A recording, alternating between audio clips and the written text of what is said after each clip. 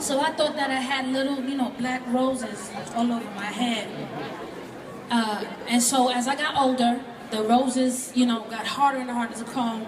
And I became very upset with these roses because, my mother would try to turn them into braids.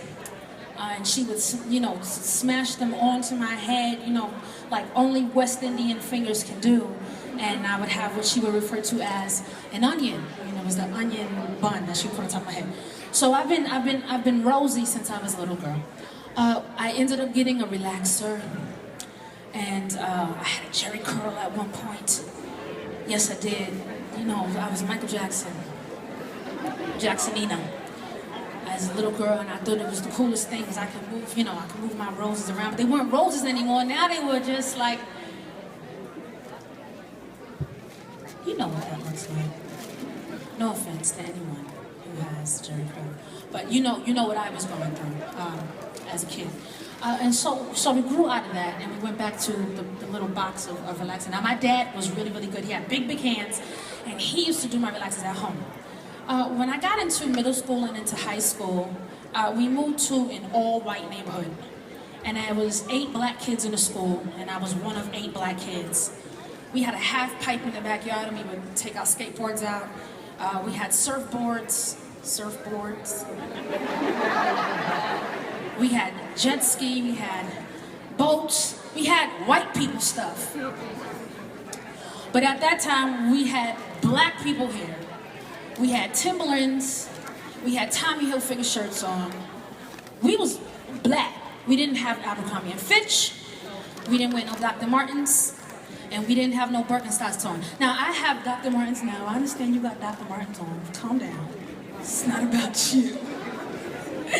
But we didn't have those things. So at this point, I was natural, and the white kids would come to my hair, and they would touch it. Oh my God, it's freaking like cotton, bro. It's like so freaking cool. How did you do that to your hair? It's like, I don't know, bro. I just woke up like this. And that's when I found out that my hair was so cool. I didn't realize how cool it was until the most beautiful white girl in the school. She was so gorgeous. She was tall. She was like a American Eagle commercial. She came into my hair. We were in show choir together. I was the only black kid in show choir. I didn't get any solos. Just put me in the back all the time. Then I started the African American club in the pep squad, and I told the white girls how to step dance. I was like, I'll show you. I'll be in the front. But anyway, so Erin came over to my hair and she touched, she said, oh my God, your hair is so cool. I love your hair. And I was like, really? You do? And in that day, us, the 8 of us, we would bring, $3 or $4 to school and get school lunch. But then they would bring like little paper bags for lunch. They would have peppered turkey, happy boar's head, and off the vine tomatoes cut into their sandwich, and mustard, not mayonnaise, because they were in the cheerleading squad.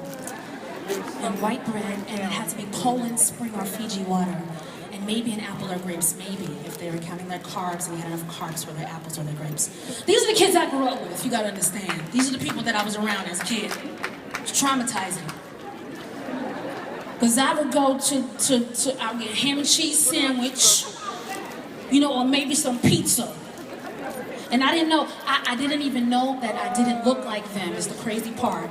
I didn't even know how different I was until right after school, right after college. I just had gotten to my last year in college, and I got signed to a record label. And all of a sudden, I went to, Def Jam, and they signed me the day they met me. I had a Bob Marley track jacket, and he had dreads on the picture, and had ripped up jeans. And they put me in what they referred to as the urban department. I didn't know at the time that urban was code for black.